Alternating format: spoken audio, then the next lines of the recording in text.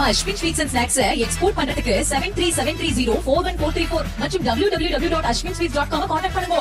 சென்னை அடையாறில் இருக்கக்கூடிய heavens beauty பார்லரில் spa என்ற பெயரில் பாலியல் தொழில் நடப்பதாகவும் அதில் பணியாற்றும் கும்பகோணத்தைச் சேர்ந்த நபர்தான் வறுமையில் உள்ள இளம் பெண்களை வைத்து பாலியல் தொழில் நடத்தி வருவதாகவும் கேரள பெண் பரபரப்பு புகாரை முன்வைத்துள்ளார்.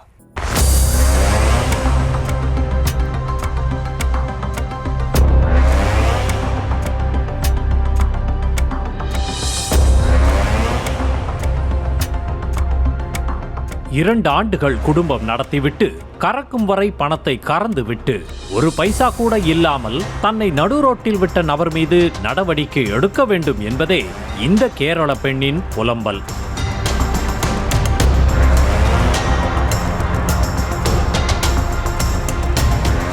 கேரள மாநிலத்தைச் சேர்ந்த 36 வயதான பெண் ஒருவர் கணவரை பிரிந்து தனது 2 குழந்தைகளுடன் சென்னைக்கு வந்துள்ளார். அடையாறு பகுதியில் சலூன் கடை ஒன்று வாடகைக்கு இருப்பதாக OLXில் விளம்பரத்தை பார்த்த அந்த பெண் நேரில் சென்று அங்கிருந்த ஊழியர் ராஜேஷிடம் கடை குறித்து விசாரித்துள்ளார்.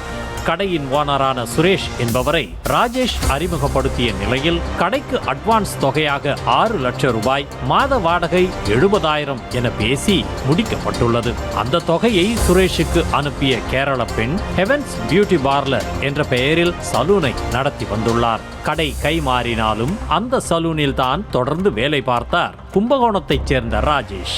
ஆண் துணை இல்லாமல் இருப்பதை அறிந்த ராஜேஷ் அன்பு, அக்கறை என கேரள பெண்ணிடம் நெருங்கி பழக ஆரம்பித்ததாக கூறப்படுகிறது. எனக்கு பிசினஸ் பண்ணணும்னு தோணுதுனால நான் OLX ஆடு பார்த்து இந்த LB ரோட்ல பார்லர் எடுத்தேன். நான் பார்லர் எடுக்கும்போது அந்த பில்டிங்ல யாருமே கிடையாது, காலியா தான் இருந்துச்சு. நான் வந்து எடுக்கும் உள்ள ராஜேஷ்ன்ற மட்டும் தான் இருந்தார் உள்ள. சரிங்களா, நான் வந்து பேசினேன், நான் பார்லர் எடுக்கணும்னு சொன்னேன். அவர் சொன்னார், சார் எடுங்க மேடம் அப்படி சொன்னாங்க. பில்டிங் ஓனரை இன்ட்ராப் பண்ணாங்க. அவர்கிட்ட பேசினேன், 6 லட்சம் கொடுக்கணும் அப்படின்னு சொன்னாங்க. அதுக்கு நான் கொடுத்துட்டேன். 6 லட்சம் கொடுத்து நான் பில்டிங் எடுத்துட்டேன். ரெண்ட்டுக்கு வந்து 70,000. ஸோ அட்வான்ஸ் 6 லட்சம். ஸோ நான் கொடுத்தேன். உள்ள ரன் பண்ணேன். ஒரு 2-3 மாசம் ரன் பண்ணிட்டே இருக்கும்போது ராஜேஷ் என்றவர் என்கிட்ட நல்லா பழக்கமானார். ஒரு கட்டத்தில் கேரள பெண்ணை திருமணம் செய்து கொள்வதாக கூறிய ராஜேஷ் வெறும் சலூனை வைத்து லாபம் பார்க்க முடியாது, கூடவே ஸ்பா நடத்தினால்தான் லட்சமாக லாபம் கொட்டும் என கூறியதாக தெரிகிறது. ராஜேஷை முழுமையாக நம்பிய கேரள பெண் திருமணம் செய்து கொள்ளாமலேயே அவருடன் ஒரே வீட்டில் சேர்ந்து வாழ ஆரம்பித்ததோடு ஸ்பா அமைப்பதற்கு தேவையான பணத்தையும் தனது நகைகளை அடமானம் வைத்து கொடுத்ததாக சொல்லப்படுகிறது. பியூட்டி பார்லருக்கு வரும் கஸ்டமர்கள் பெரும்பாலும் ஜிபே, போன்பே மூலமே பணம் அனுப்பியுள்ளனர். அந்த பணம் செல்லும் வங்கி கணக்கு ராஜேஷுடையதாகவே இருந்துள்ளது. அதனால் ஸ்பா மூலம் வந்த லாபம் மொத்தமும் ராஜேஷ் கையில் தான் நடமாடியதாக தெரிகிறது. பார்லர்ன்றது வேஸ்ட், நம்ம ஸ்பா வச்சு பண்ணுவோம். ஸ்பா பத்தி எனக்கு தெரியாது, சோ நான் சொல்லித்தரேன் அப்படின்னு சொன்னாங்க. சொல்லி தரும் போது கொஞ்சம் காலகட்டத்தில் எங்களுக்குள்ள அந்த காதல் வந்துச்சு. பேசணும், பழகணும். QR கோடு எல்லாமே அவனோட போனு, என்னோட அக்கௌண்ட்ல எதுவுமே வராது. என்னதானே கல்யாணம் பண்ண போறாரு, சோ எனக்காக தானே இவர் இருக்கா சொல்லிட்டு நான் எல்லா பணமும் அவர்கிட்ட தான் கொடுத்தேன். இதனிடையே நாம் திருமணம் செய்து கொள்ளலாம் என கேரள பெண் கேட்டதும் ராஜேஷ் தனது பெற்றோரிடம் அழைத்து சென்று அனுமதி வாங்கியதாக தெரிகிறது.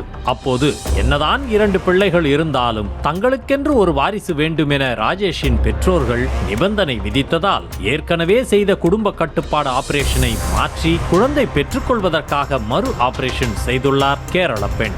இதற்கு மத்தியில் வீடு கட்ட ஆரம்பித்துள்ளார் ராஜேஷ். அதற்கு தேவையான பணத்தையும் கேரளாவில் உள்ள தனக்கு சொந்தமான ஒரு நிலத்தை விற்று அந்த பெண் ராஜேஷுக்கு கொடுத்ததாக தெரிகிறது. இப்படி கையில் இருந்த சேமிப்பு முதல் கடையில் வந்த லாபம் வரை அத்தனையையும் வாரி கொடுத்த நிலையில் ராஜேஷ் தன்னுடன் பார்லரில் பணிபுரிந்த வேறொரு பெண்ணை திருமணம் செய்ததாக கூறப்படுகிறது. அதுக்கப்புறம் அவங்க ஊருக்கு கூட்டு போனாங்க, எல்லாம் பேசினாங்க, என்ன பிடிச்சிருக்குன்னு சொன்னாங்க. அவங்க அம்மா அக்கா எல்லாம் ஓகே சொல்லிட்டாங்க. அதுக்கப்புறமா குழந்தை வேணும்னு சொல்லிட்டு எனக்கு ரீஆபரேஷன் பண்ணாங்க. ரீஆபரேஷன் பண்ணி எல்லாம் முடிஞ்சு 2 வருஷம் என் கூட தான் இருந்தாங்க. என்னோட ஜுவல் வச்சு நான் கடைக்கு நிறைய பண்ணியிருக்கேன். எக்ஸ்ட்ரா பணம் கேட்டாங்க சொல்லிட்டு நான் கடன் வாங்கி கொடுத்தேன்.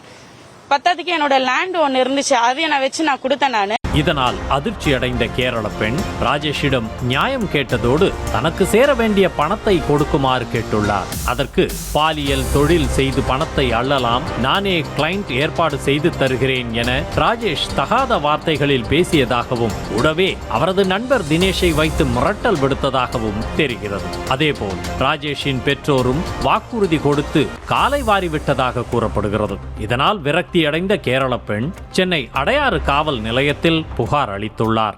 என்ன கல்யாணம் பண்ணல, என்னோட பணத்தை கொடுத்துருங்க, நான் போயிடுறேன்னு சொன்னதுக்கு அதுக்கு ராஜேஷ் தினேஷ் அவர் சொல்றாரு, நீ எத்தனை பேருக்கிட்ட போயிட்டு வந்து அந்த பணத்தை சம்பாரிச்சுக்கலாமே, எதுக்கு எங்க கிட்ட வந்து கேக்குறேன்னு என்ன தினேஷும் ராஜேஷும் சொல்றாங்க.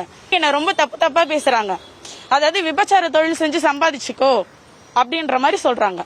நீ இந்த விபச்சார தொழிலுக்கு போலாம் தாராளமா, உனக்கு நான் ஹெல்ப் பண்றேன், என்கிட்ட இப்போது கொடுக்கறதுக்கு ஸ்டோர் எது காசு இல்ல, நீ இந்த மாதிரி சம்பாதிச்சுக்கோ, நான் உனக்கு கிளைண்ட் தரேன் அப்படின்னு என்கிட்ட சொல்றான். ராஜேஷ் தான் தனது கணவர் என பலமுறை சொல்ல வைத்து அதனை வீடியோ எடுத்து வைத்துள்ளார் எனவும் சாகும் வரை கைவிட மாட்டேன் என நம்ப வைத்து கடைசியில் கழுத்தை அறுத்ததாகவும் குற்றம் சாட்டிய கேரள பெண் தனக்கு சேர வேண்டிய மொத்த பணத்தையும் மீட்டுத் தர வேண்டும் என கோரிக்கை விடுத்துள்ளார். சொல்லுங்க என் புருஷன் இதுக்கப்புறம் எப்பவுமே புருஷன் சண்டை வருமா வராது. வந்துன்னா என்ன பண்ணுவேன்? வந்துதானே சொல்லு, என்ன பண்ணோம்? வந்துன்னா என்ன பண்ணு கேட்டேன். வீட்டுக்கு போய் கொஞ்சிட்டீங்க. எனக்கு இல்லையே வீடு. நான் யார் உண்மையில? என் புருஷன். நல்லா சொல்லு, பார்த்து சொல்லு. சத்தியமா என் புருஷன். அது மட்டுமல்லாது ஸ்பா என்ற பெயரில் ராஜேஷ் பாலியல் தொழில் நடத்துவதாக அதிர வைத்த கேரள பெண் கிராமப்புறங்களில் ஏழ்மை நிலையில் உள்ள அப்பாவி இளம் பெண்களை வேலைக்கு என வரவழைத்து அவர்களின் மூளையை கழுவி பாலியல் தொழிலில் ஈடுபடுத்துவதாக குற்றம் சாட்டியுள்ளார். மேலும் இதுகுறித்து தட்டி கேட்டபோது தனது காலை அடித்து உடைத்ததாக கூறிய கேரள பெண் தனது பணத்தில் ஆரம்பித்த பார்லரில் இருந்து தன்னையே ராஜேஷ் கழட்டி விட்டதாகவும் கொந்தளித்தார். சார் அந்த ஸ்பால இப்ப தப்பாவே நடக்குது சார். அது நான் போய் கேட்க போனதுக்கு தான் இது என்ன பியூட்டி பார்லர் சொல்லிட்டு ஸ்பா வச்சு இவ்வளவு கேவலமா பண்றீங்கன்னு கேட்டதுக்கு நாங்க அப்படிதான் பண்ணுவோம், கடை உண்டு கிடையாதுல கிளம்புன்னு சொல்றாங்க. நித்ரான்னு சொல்லி ஒரு ஆடு போட்டு நிறைய பொம்பளை பிள்ளைங்களை கொண்டு வருவான். அந்த பொம்பளை பிள்ளைங்களோட சேர்த்து என்னையும் எடுக்க சொன்னான். அது எல்லாம் அவுட் சைடு எல்லாம் கிராமத்து பிள்ளைங்க தான் வரும். இப்படி ராஜேஷ் மீது கேரள பெண் பரபரப்பு குற்றச்சாட்டுகளை முன்வைத்துள்ள நிலையில் அவரை கைது செய்து விசாரணை மேற்கொண்டால்தான் ஸ்பாவில் பாலியல் தொழில் நடப்பது உண்மைதானா, எத்தனை ஆண்டுகளாக அவர் இந்த தொழில் நடத்துகிறார், அதில் சிக்கியுள்ள இளம்பெண்கள் யார், அந்த இளம்பெண்கள் ராஜேஷிடம் சிக்கி உள்ளார்களா, கேரள பெண் போன்று வேறு எந்த பெண்ணாவது ராஜேஷால் பாதிக்கப்பட்டுள்ளார்களா என அத்தனை கேள்விகளுக்கும் விடை கிடைக்கும். நியூஸ் தமிழ் செய்திகளுக்காக செய்தியாளர் முரளி. நம்ம Ashwin sweets and snacks export பண்றதுக்கு 7373041434 மற்றும் www.ashwinsweets.com கான்டாக்ட் பண்ணுங்க.